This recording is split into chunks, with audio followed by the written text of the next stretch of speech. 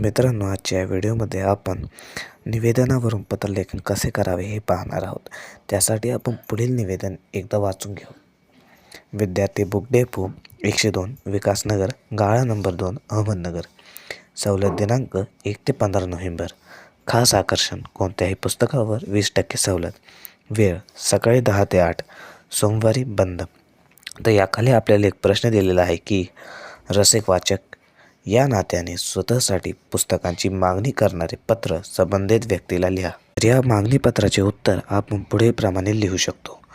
दिनांक 3 नोव्हेंबर 2025। प्रति माननीय व्यवस्थापक, विद्यार्थी बुक डेपो 102 विकासनगर गाळा नंबर 2 अहमदनगर 423703। Email vbd@gmail.com। विषय पुस्तकांची मागणी करण्याबाबत। महोदय, आजच्या वर्तमानपत्रात आलेले आपल्या विद्यार्थी बुक डेपोची जाहिरात मी नुकतेच वाचली। आपण या पंधरवाड्यासाठी सर्व पुस्तकांवर 20% सवलत देऊ केलेली आहे। मला हव्या असलेल्या पुस्तकांची यादी मी पुढे देत आहे। कृपया मला यांवर 20% सवलत द्यावी आणि पुस्तके घरपोच देण्याची व्यवस्था करावी। टपाल खर्च मी देईन। सदर पुस्तकांची नावे मी मराठीच्या पाठ्यपुस्तकातून घेतली आहेत, त्यामुळे त्यांच्या किमती मला ठाऊक नाहीत। तरी सवलत वजा करून येणारी देय रक्कम आणि टपाल खर्च अशी एकूण रक्कम किती येते ते कृपया माझ्या ईमेलला उत्तर देऊन कळवावे। त्या उत्तरातच आपण आपल्या बँक खात्याचा तपशील कळवला तर मी ती रक्कम आपल्या खात्यात त्वरित ऑनलाईन भरीन। मला हव्या असणाऱ्या पुस्तकांची यादी।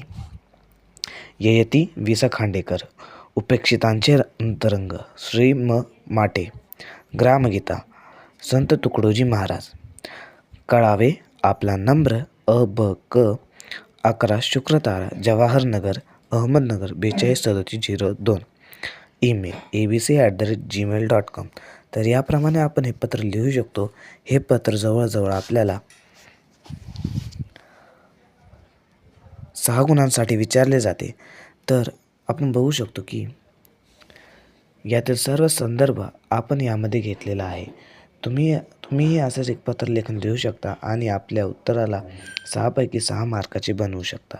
धन्यवाद। व्हिडिओ आवडली असेल तर लाईक करा आणि आपल्या चॅनलला सबस्क्राईब करा। धन्यवाद।